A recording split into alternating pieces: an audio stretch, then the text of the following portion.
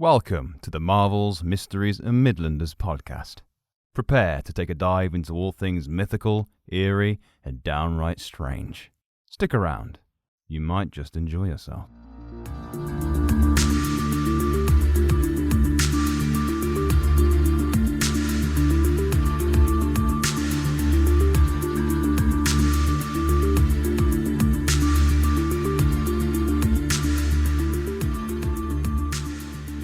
Sean Bean goes to prison. He's a nice guy, kind of a timid guy, you know. He's acting, you know what I mean? But basically, there's a scene where some guy takes some sugar, he boils it in a kettle, and he throws the open kettle over someone. And I was like, why would you do that? What was the sugar doing? It turns out the sugar it keeps melting. So it sticks to you, and it keeps burning. And apparently it's called prison napalm. I'm going to hit you with some prison napalm. I love the smell of prison napalm in the morning. But it is vile if you think about it. So it hits you and it just keeps burning. Keeps burning. That's a good little tip for uni. Yeah, when you go to uni, mate. I know how to make prison napalm, mate. Adam, why are you pouring so much sugar into the kettle?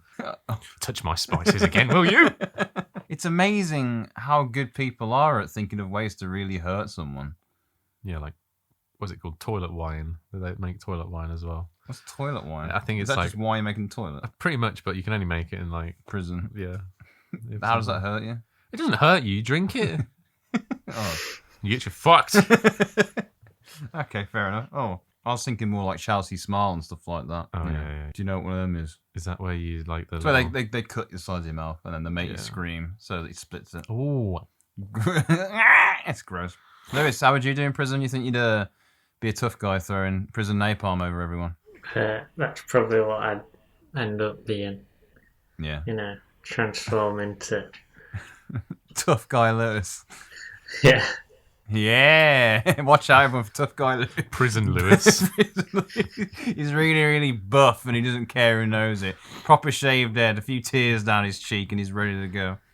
So yeah, hello everyone and welcome to Marvels, Mysteries and Midlanders. Welcome to our prison yard talk, even though this episode has nothing to do with prison at all really, but it doesn't really matter. So today we are diving into a small-ish ghost story, but no less interesting. It's a good one. I think there's potential here for you guys to have a great time with it. And if you don't, then you disappoint us.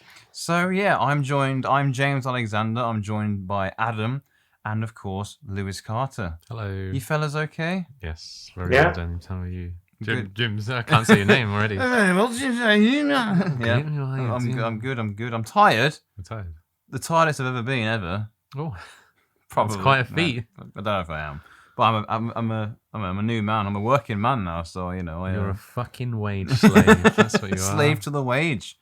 But yeah, today, guys, we're heading to Bidston, which is a small village, suburb of Birkenhead on the Wirral Peninsula in Merseyside. Familiar with it? Birkenhead again. But that's Birkenair, mate. Birkenair, not Birkenhead. Oh. Burke and hair. Oh, what a silly mistake of me to make. Yeah. There was another Burke that we because I made a Birkenstocks. I made quite a bad joke. Did you? Yes. Did you? When? About a certain event in World War II, perhaps. That starts with Burke. Oh yeah, I remember. Yeah, well done for that joke, man. Classic joke. Also, everyone, exciting news! It is October, which means it's the start of the spooky season. What? Yeah, Lewis. Have you not checked your calendar? It's clearly October. We definitely don't do this in advance. Yeah. Definitely not planned this one early because of time constraints. But the fact is, it's out. And I am channeling the spooky spirit. And that's the point. That's why we're starting it with a ghost story. Are we time traveling right now? We are speaking to you. Not really. In September, in October. It's technically late September, so it's not that much. Borrowed time. On borrowed time, mate. On borrowed time. Please, mate, one more fix. I need a bit more time. Come on. Yeah, so today we are going to literally find out why living in Bidston would be a bad idea, particularly in this one particular house. So as I said, we're looking at a short but horrifying tale of a particular haunting that took place in Bidston during 1920. You never hear of any like current hauntings anymore, Everyone's too scared, mate. It's because the technological rise in electricity have like filtered out the old energies of the world, it makes it harder for ghosts to materialise. I thought you were actually just bullshitting there. That sounds quite realistic. Yeah, it's quality bullshit. Now, before we get into it, if you were the type of ghost that enjoyed getting physical and not in a good way, what would you do? If I was a ghost, Who'd like to get physical with people? You know, like happy slapping, shoulder barges, oh, debagging people. What would be your choice of attack? I would do that thing where you Drop kick kick. someone's foot as they're walking and they trip. Yeah, I'd do that. mine would probably. Did you say drop kick, Lewis? It's quite extreme, Lewis. I know, yeah. It's just But you are the fat ghost that enjoys happy hurting slapping. people. Yeah, it's true. And you can't really judge him for it, you know. Like you're still stomping on people's feet. Yeah. You know what I'd do? I'd grab your leg as you're walking up the stairs. Or Even and if drag did- him back, or I could do Oh, if I you was feel feeling like, oh yeah, I mean, because that used to Fucking creep. love I used to like worry that happened to me when I was younger. Anyway, when I run upstairs in the dark, the ghost hands come and get you. I mention that because this ghost today does get a little bit assaultish, you know. But literally, when you are assaulting the living meat sacks of your haunt, how would you dress as well? What How was would that you last bit? What? When you're assaulting the living meat sacks of your haunt, aka the area you haunt, how would you dress? The If you living to be a meat ghost, meat sacks. You know a meat sack when you're dead. Yeah, When you're a yeah. ghost. Meat sacks. I feel like you already know like ghost lingo, or like Ghostling were. ghost slang. Not really, mate. Look at that little meat sack. look at that little meat sack. But yeah, how would you dress? What would be your choice of outfit? Do ghosts A Nazi have- officer? But Birkenau joke Adam? Yeah, that's what you'd be, wouldn't it? Yeah. SS. Yeah. I would not be an SS officer. No, it's true. Ghost. This is just we're mocking Nazis because they, despite how good their uniforms look, they're stupid. Despite your Hugo fashionable. Boss. Hugo, exactly, Lewis. Hugo Boss designed the SS uniforms, at least. Well, Hitler wasn't an art Hugo student, was he? Yeah, but it wasn't called. Failed art student, might I add.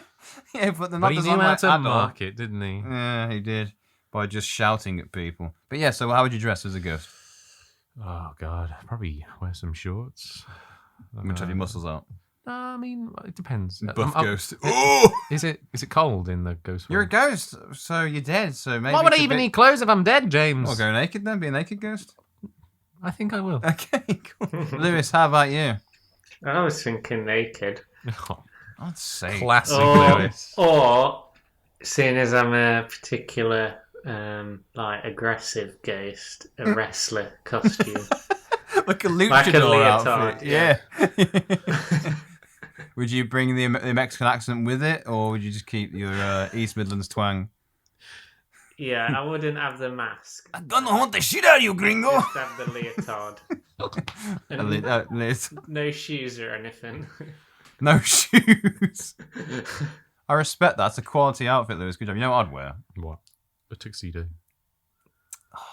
It would be good to be like a gentleman ghost. I feel At like the same you- time, you wouldn't say memorable though. Like Dress. like a lederhosen. What's the later? It's like the German, Austrian. Oh, like the shorts. Oktoberfest Yodel, outfits. hoo-hoo. Oh, Those yeah. guys, yeah.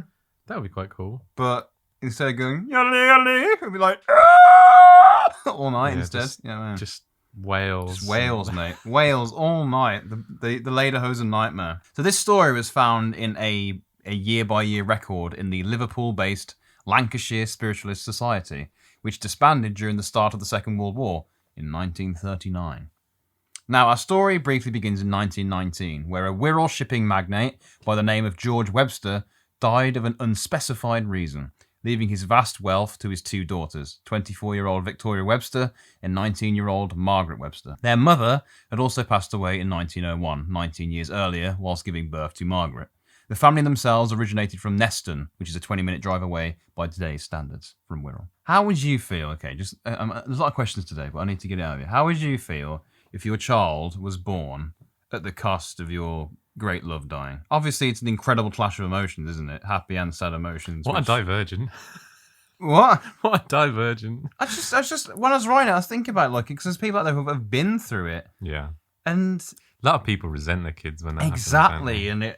and it, like, but at the same time, it's not technically the kid's fault, unless Technically, they're like, it's your fault. yeah, Yeah. Mmm.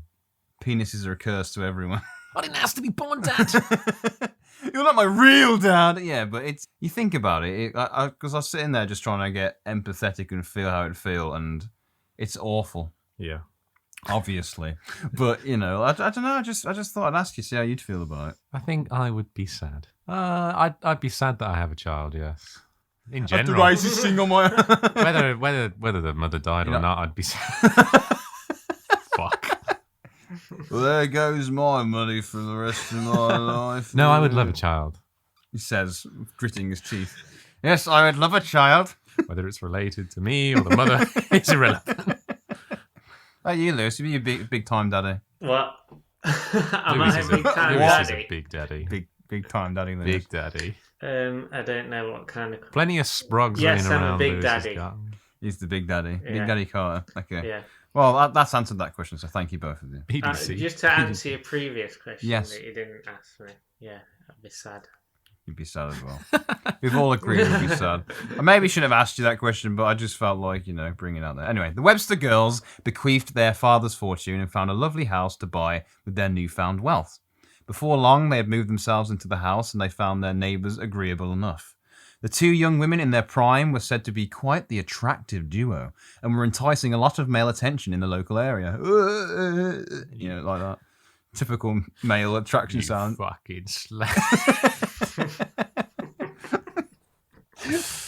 Being called slags just for being attractive. No, I just wanted to say it. Yeah, all right, mate. Yeah, but what would be worse? It'd be even more worse if they didn't get any attention, I guess, because then you'd feel. Still be a fucking slag.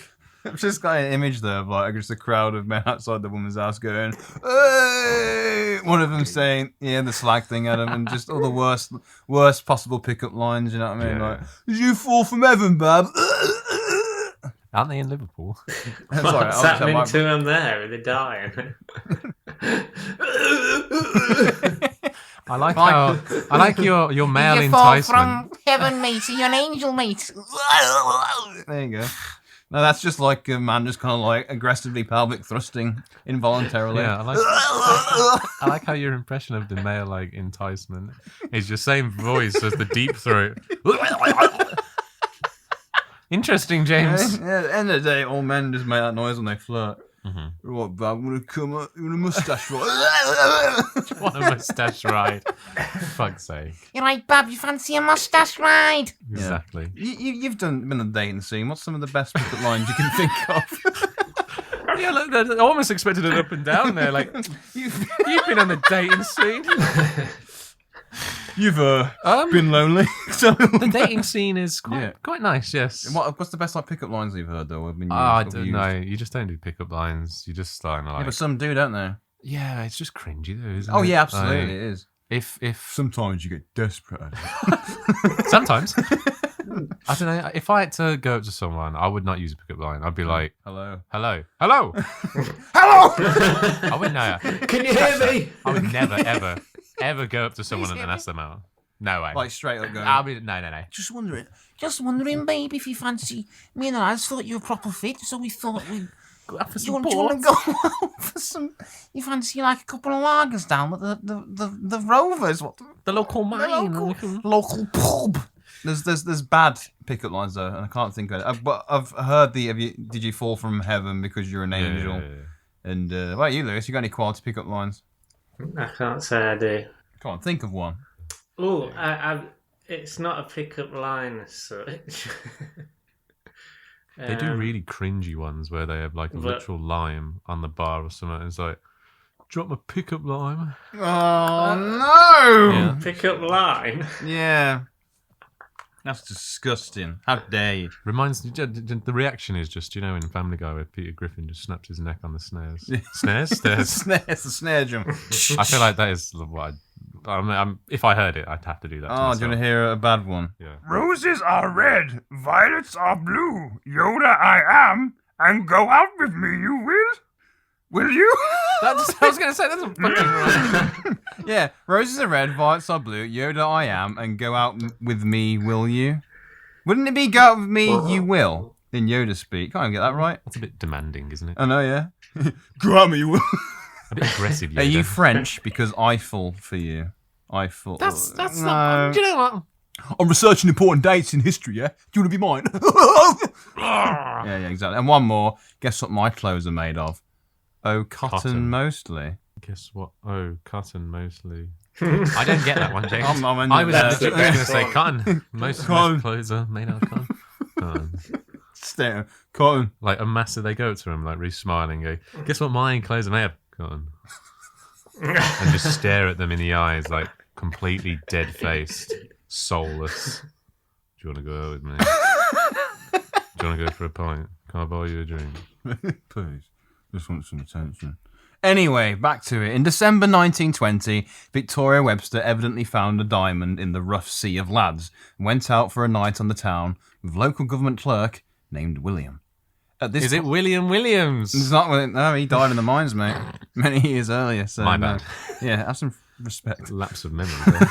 At this point, Victoria had been seeing William for at least 3 months, so you could say they're going steady. In fact, William was apparently head over heels in love with Victoria and actually proposed to her during this time. So, you guys are getting pretty serious. That's cute. Meanwhile, Victoria's sister, 19-year-old sister Margaret, spent the evening at home tottering about and reading a book. The night went on, and eventually the clock struck midnight, and Victoria still hadn't returned from a night out on the town. She was obviously having a hell of an evening, hitting the gentlemen's clubs. Way! You know what I mean? Why is Victoria? Wait, why is the sister going to gentlemen's clubs With her husband, fiancé. to see the strippers? Maybe. He's saying that women can't see strippers. I mean, I'm sure they want to see male strippers rather than What female year is strippers. this? 1920. 1920, Lewis, December. Okay, Christmas time. Christmas time, exactly. This is even though this is our first Halloween episode, it's technically a Christmas tale. A little festival stripper. Merry Christmas. Hurry down the chimney. Tonight. So, Margaret made her way upstairs to bed by candlelight and continued to read her book in bed.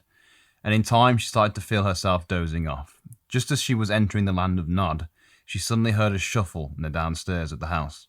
Thinking it was Victoria, she got back out of bed and shuffled across the landing to the stairs.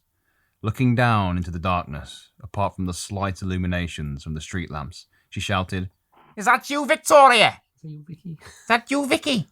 All that replied was a slight echo of her own voice, and then a loud silence that persisted until a shadowed figure moved quickly out of sight. Oh, so she saw something. She did, Lewis. She was staring into the darkness, and there was a figure watching her in the darkness, but she didn't realise it was there till it moved. Okay. Which is quite a creepy. It's like in horror films where it's like a static shot and something moves, and it's like, oh! It was like that, I imagine. The figure was there watching her the entire time, and it was only when it moved that she realised it was there. As it disappeared into a space she couldn't see, apparently a faint chuckle followed with it. Got you. Or if it's a horror film, it'd be, Or like a little giggle. oh man. I don't know if I'd be more annoyed or scared. Do you know me? Shut up! Margaret didn't instantly enter horror movie mode and burn the house down to prevent any kind of troublesome scenario. Instead, she thought it was a mere prank being pulled by William, Victoria's newly appointed fiancé. I mean, what's a little bit of midnight japes to keep the fun in life, eh? Midnight James. Japes, some nocturnal hijinks, you know? Exactly. Margaret greatly liked William. He was a bit of a joker, a funny man, a clown! So she enjoyed his company, and with this in her mind, she slowly ventured down the stairs into the dark entrance hall of the house, candle in hand. She was almost giddy with excitement, wondering what new prank William had come up with. She turned to enter the living room, the fireplace still flickering from her evening spent next to it. And she realised she'd forgotten to put the safety guard on it. Ooh. Oof.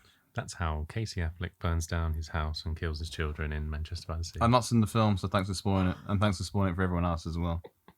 Guess I have to watch it now. Well done. Always remember the safety guard, boys.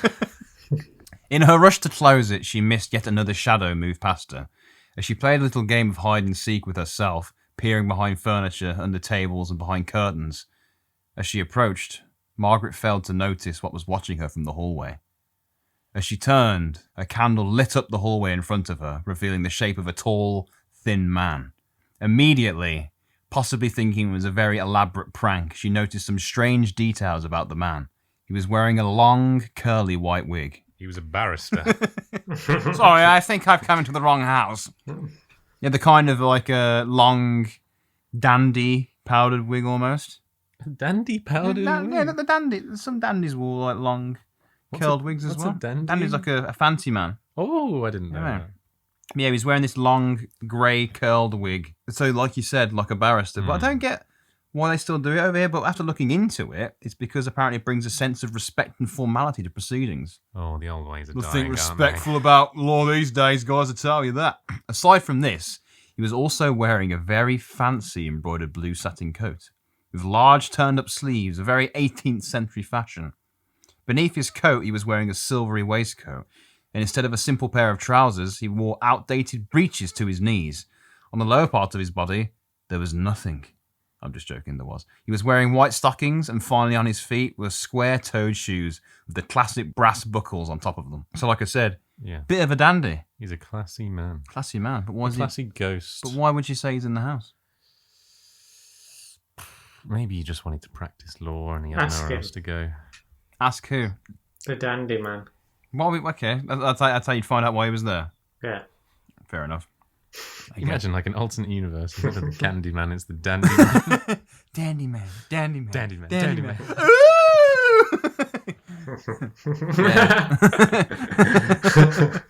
That's the sound he makes when he gets you. Ooh, and you're dead. The Dandy Man's also a barrister. I need to get myself out of this situation. Not only can he kill you, he will sentence you to however many years in And he'll prison. defend himself in the court.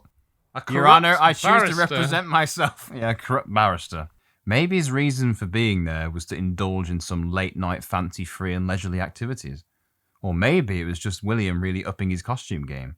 Fortunately, neither of these were correct. What really gave Margaret the creeps was the strange intruder's face. It was plastered in a powdery white form of makeup, but there were forms of cracks all over his face, his eyes deep, dark, and discoloured. Perhaps he was decomposing, maybe. The expression on his face was only described as an evil expression and smile. What does an evil expression and smile look like? Yes, Is that accurate? I think so.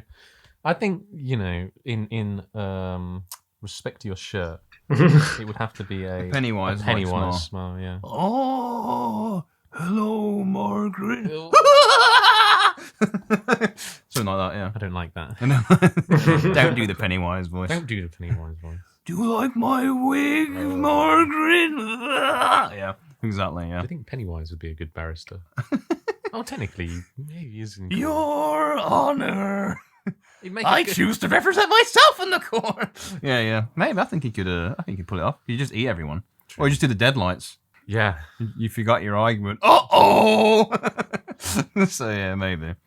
But I definitely think if it was different and Pennywise came to Earth to basically not kill children, he'd be a barrister. I think he'd be a defense lawyer. Pennywise, attorney at law. That would be a good spin-off. It would be, yeah. What case do we have today, guys? Have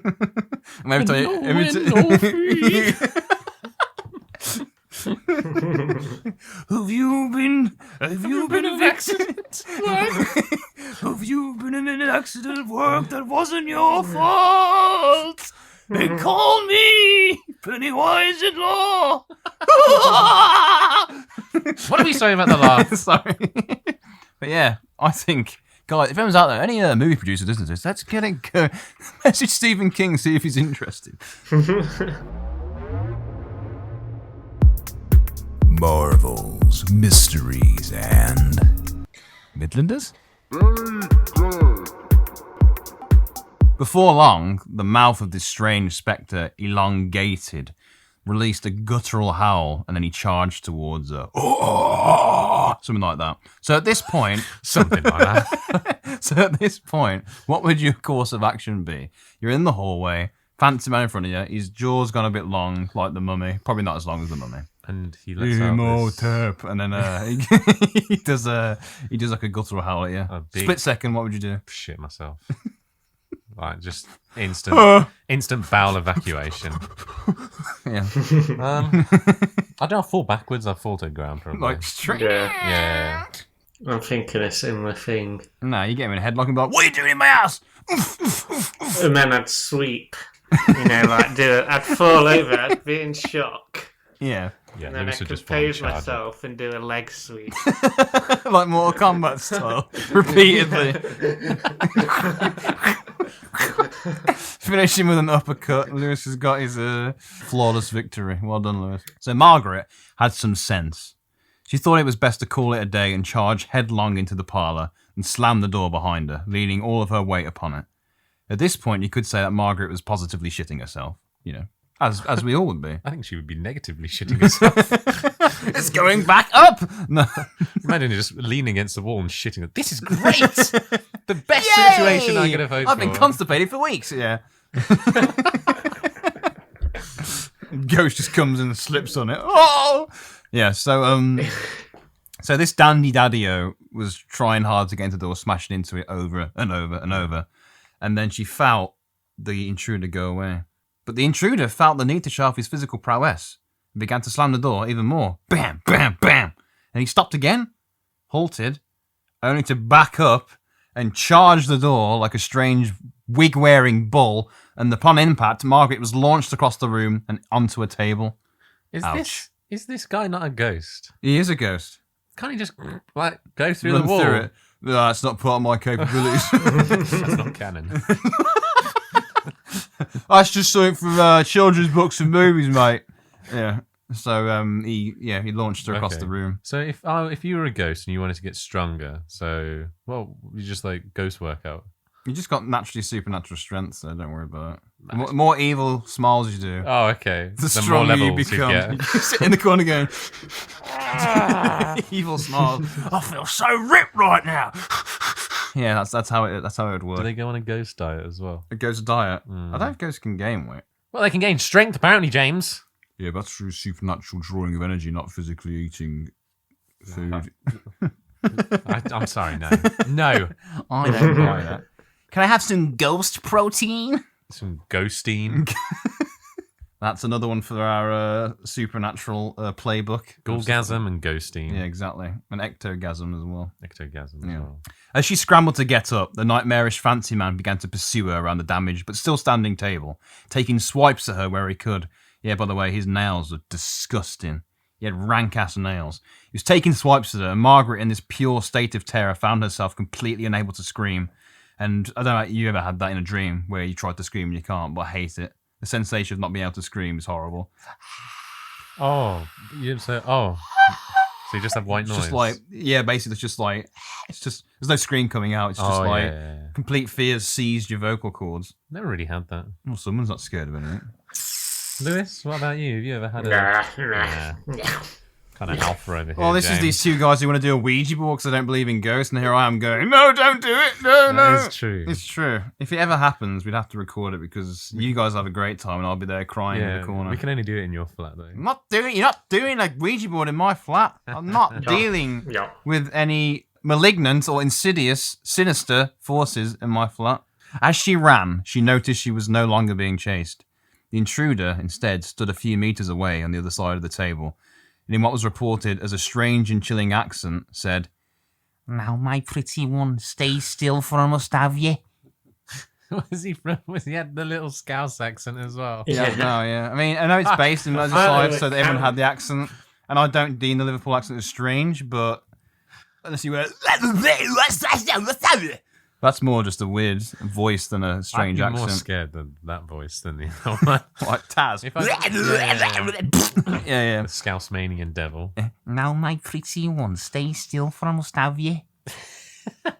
When a ghost out today, you'd be like, all right, mate. All right, Mate. do what you want. all go right. on. With that proclamation, he jumped up onto the table with amazing agility and promptly leapt towards poor Margaret. At this point, they found themselves back in the living room, and Margaret landed just next to the smouldering fire. What follows next is fairly unpleasant. He jumped upon her, started to aggressively caress her, tearing open her nightdress, violently kissing her, and licking her face. Yuck. Aggressively caress. It's like just rubbing arm I really feel like quickly. they're like, I don't know. They're two words that Yeah, should go they don't together, mix. but they are aggressively like Oh, It's more like, it's like that. He's still kind of sensually moving, but it's kind of like very rough and Adam's here covered. okay, I understand now, James. I understand. Lewis, make a quick. Sorry about your jumper, Adam. Yeah, It's new. I'm sorry. So yeah, he was licking her face, kissing her, and then he began to bite at her neck, scraping his jagged nails over her body before exposing her breasts and biting at them as well. Just go have a wank, man.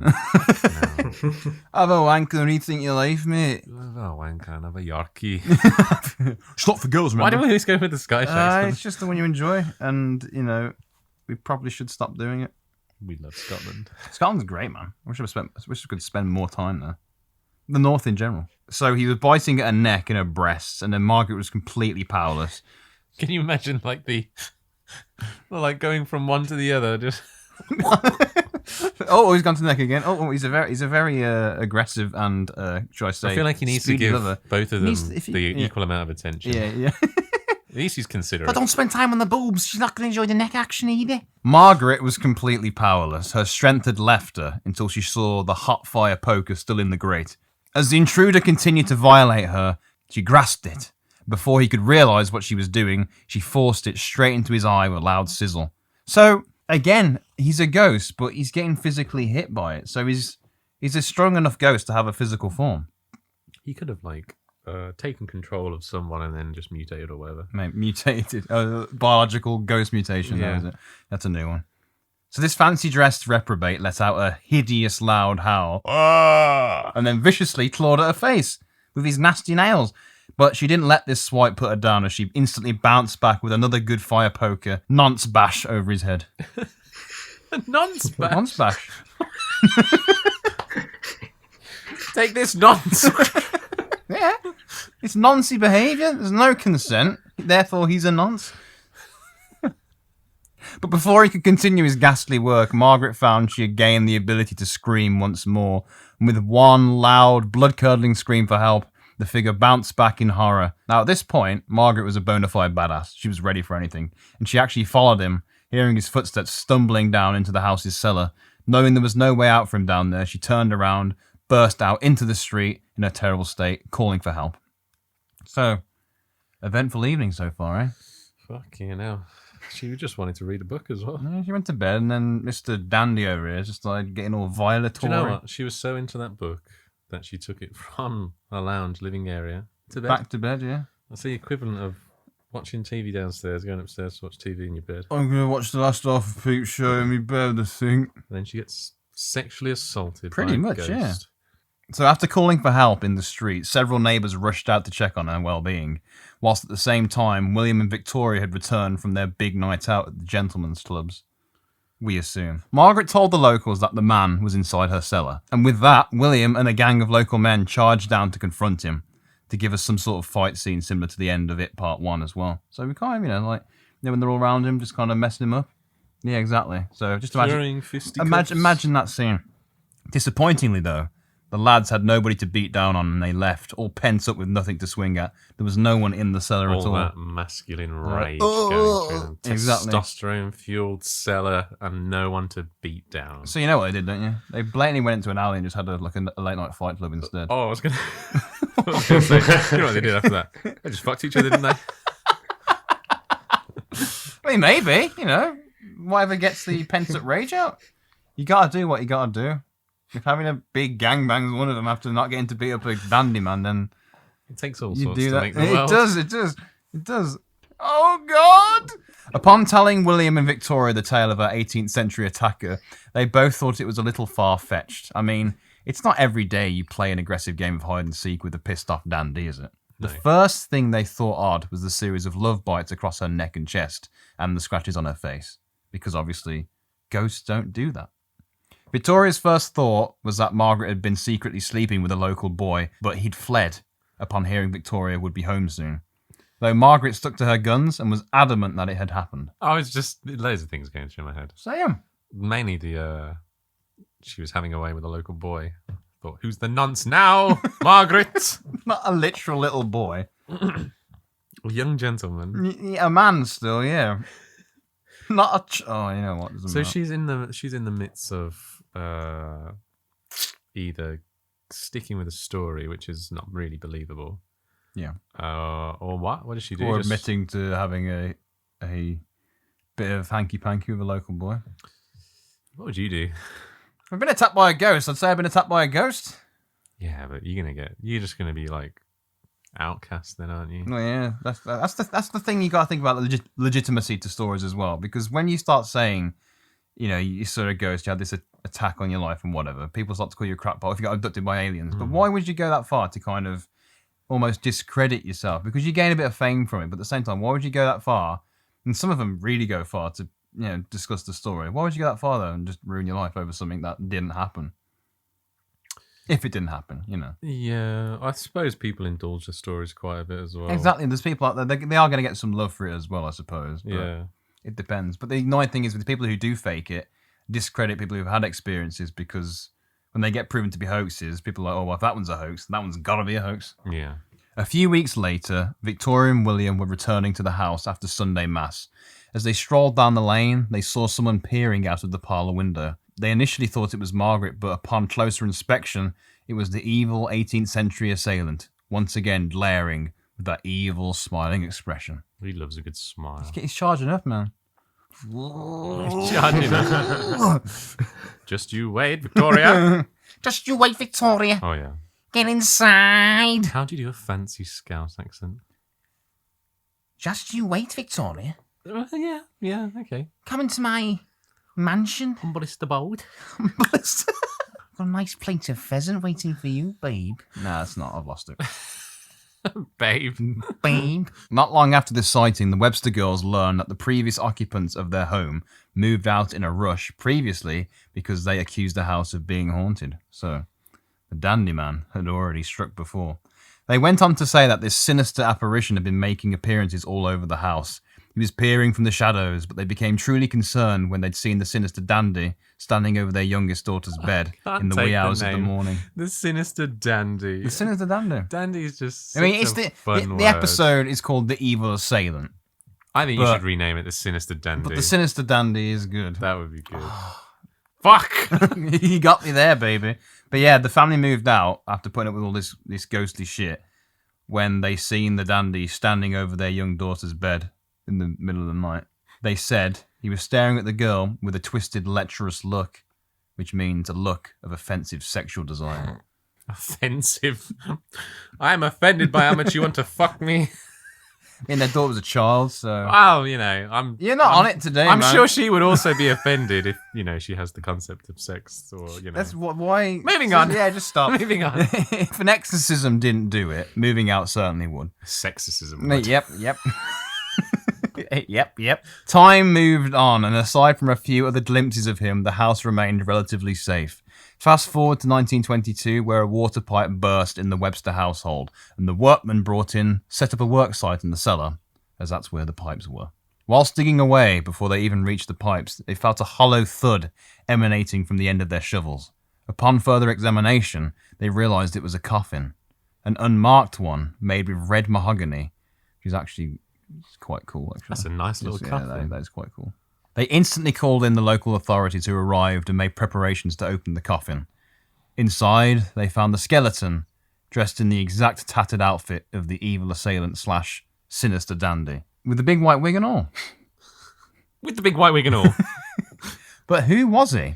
Without the name of any form on documents on the remains, the local historians were called into action. Through various efforts, they eventually discovered that this man's name was Richard Tilley, an 18th century rake, or lovable scoundrel, who apparently grew to be quite notorious due to the way he treated any women who caught his eye. Biting their necks, squeezing, aggressively caressing and squeezing their breasts, and biting them too.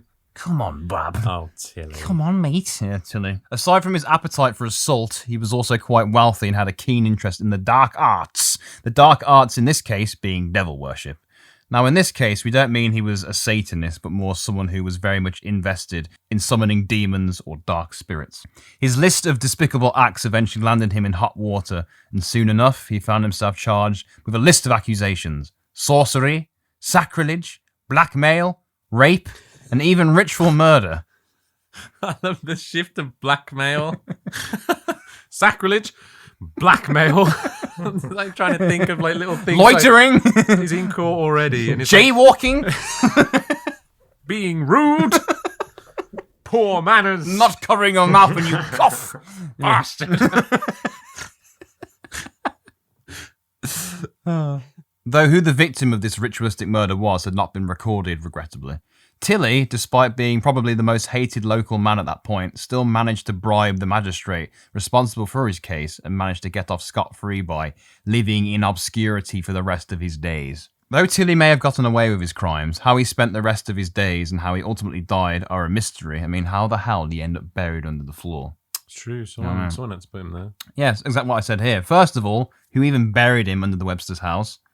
What we do know is that he was secretly buried in 1730, but we don't know who by. Who was the assistant? Who was the evil assailant's assistant? Maybe another occult-obsessed fancy man? Maybe it was some kind of new street gang, like the Wirral Warlock Dandies. The Ghost Dandies. You knew better than that. Dandy Pandy. You had a dandy gang, Lewis. What would you call it? The Dandy Lions. Fucking nailed it. Still well on Lewis, mate. I'm trying to think something. I'll be honest, Lewis, you're not going to beat Dandy Lions. I'm trying so hard. Dandy. Don't piggyback my dandy thing. Dandy Mandis. I stand corrected, Lewis. That is much nailed better. it. So after opening Richard Tilley's coffin, more was found inside, starting with a crumbling grimoire. The book itself was labelled Lucifer's Bible, and on the cover was a carved sigil, like an upside-down pentagram, which has become associated with devil worship, no matter the inaccuracies. So you've got Dandy Corpse, Devil Book. Inside the book was writings that were incomprehensible and faded beyond any form of being able to read them. Yet there were parts of symbols and such that still remained, but unfortunately, due to lack of writing, they couldn't figure it out. The coffin was ultimately given the go-ahead to be buried properly, but was not allowed to be laid to rest in the Christian graveyard. Though personally, if he was like mad about like devil stuff and stuff like that, I wouldn't be burying him in a sacred graveyard, sacred ground. Wouldn't that annoy him more? Because wouldn't he physically, based on the, you know, the rules of ghosting, wouldn't he be eternally burning from God's holy light, the holy power? I think the last thing you want to do is annoy him, though, wouldn't you? No, I think he deserves it. He deserves it, mate. Yeah, but like if he's already dead in like skeleton form, No, he's dead enough to attack women. I mean, I don't know the rules of being a ghost. Maybe you should learn. Ghost But, rules. you know- Where can I find these ghost rules? Oh, I'm sure if you Google them, mate, there'll be plenty of ghost rules on there for How you. to be a ghost. How to be the best ghost. Wanna be the very best. I wanna be. Ghost man. You haunt me and I'll hunt you, ghost and mine. I wonder what Tilley's version of that would be. Oh, you're my best ghost in the world. The coffin, though, was ultimately buried in a Christian graveyard, and that would have annoyed him. Ultimately, though, nobody knew where his remains were chucked or whatever, but it is said to be somewhere on Bidston Hill. After all this business with the Webster sisters, they were totally done with it. They were just over it, and they sold the house and moved to North Wales. And apparently, Richard Tilley's ghost is still said to be creeping around Bidston Hill to this day. Well. What a strange turn of events What there. do you think of the Evil Assailant / Sinister Dandy? I'm really, really conflicted about the name now.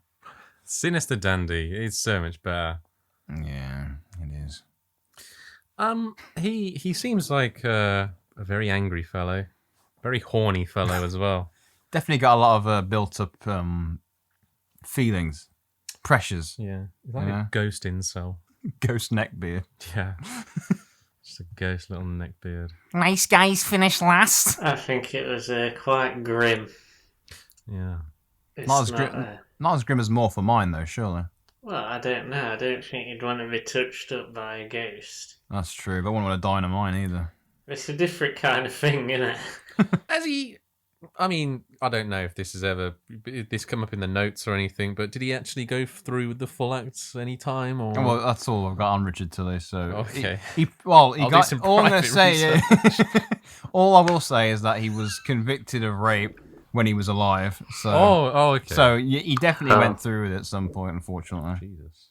So, yeah. Happy Halloween, everyone. Well, we're not there yet, but yeah. Stay safe. Welcome to October, everyone. This is how we're starting it. But yeah, that was Evil Assailant / Sinister Dandy. The Sinister Dandy. Oh, God, it's You so love good. that now, It's don't so you? good, yeah. It is good.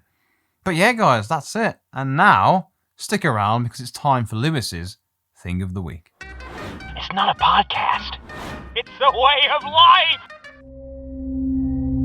Seriously, though, it's just a podcast. That was ghastly!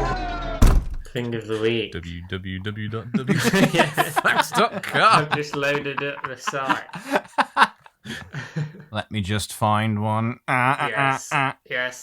Let me just find one. This one's about the rarest cheese in the world. I enjoyed your story about your molestering ghost. Now we're going to talk about cheese. So this is WTF fun fact. 1218. 12,128. Why you say that in the first place? Because it's got a hash next to it. Don't you say the number? Sure. Whatever. Okay, it's 12,128. That's what Yeah, it get on with your That's the cheese fact. story, Lewis It's Carter. about the rarest cheese in the world. Yeah, so what do you think that might be? It's made out of a milk of an animal. Well, recently I tried Windsor Red, which is quality cheese. It's like pink. It looks like meat, but it's actually just cheddar and red wine together. And it's really, really nice. Go get some, guys. And I was telling my wife about how when I was younger, there was a book with various cheeses in, and I wrote a list of the cheeses I wanted to try when I grew up, and Windsor Red was one of them. What do you call like cheese fanatics? It's in Hannibal. Cheese what? It's like fanatics, people who love cheese. It's in the Cheeseoids. No, Hate self. Fat Trail. Trail. It was in Hannibal. Do you know the episode of the? They call it something. What they call them? Oh, that's gonna really. I have to watch Hannibal again now to find out. But anyway, so I'd say something like frog milk, I'd say horse milk. No, cheetah milk. but you're Man kind milk. of on the right lines with horse. I think it's actually donkey milk. Oh.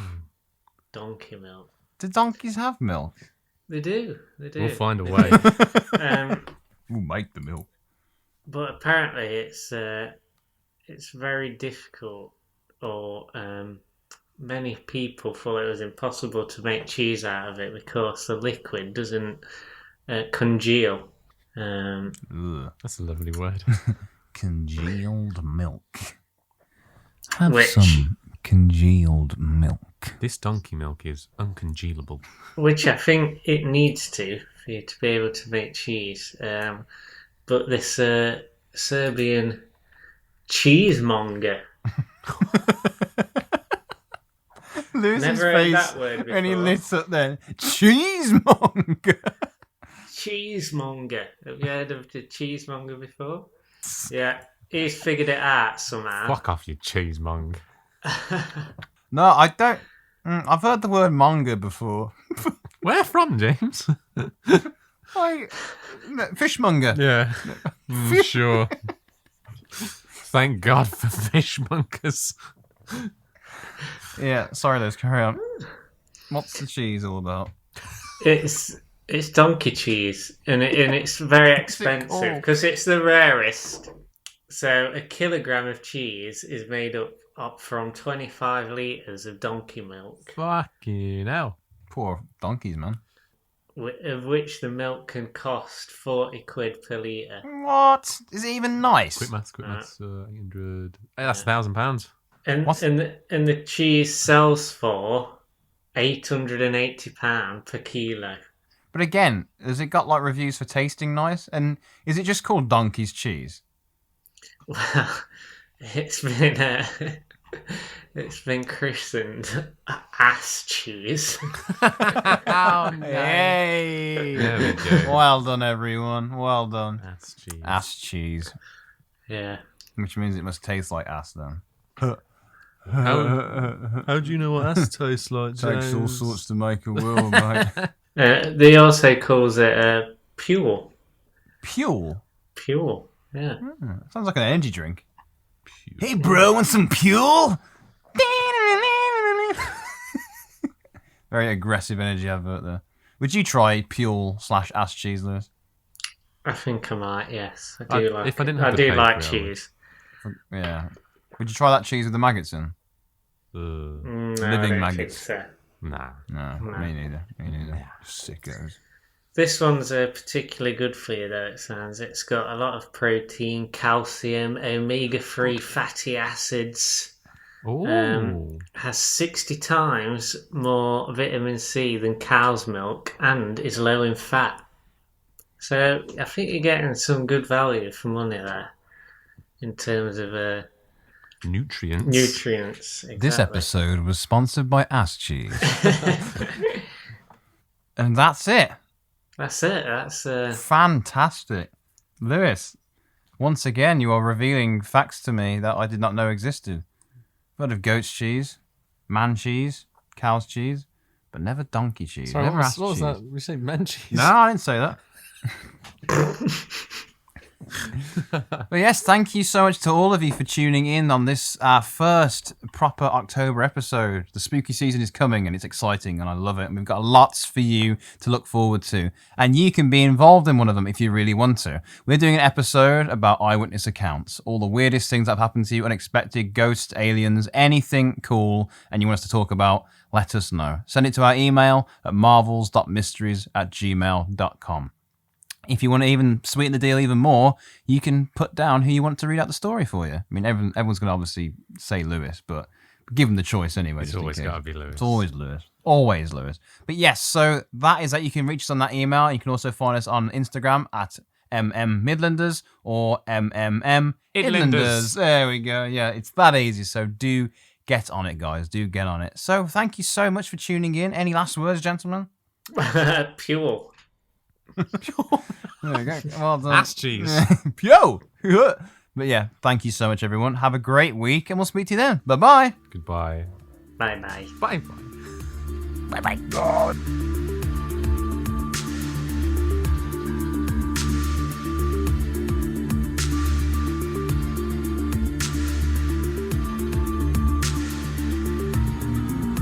Back away, you dirty bastard.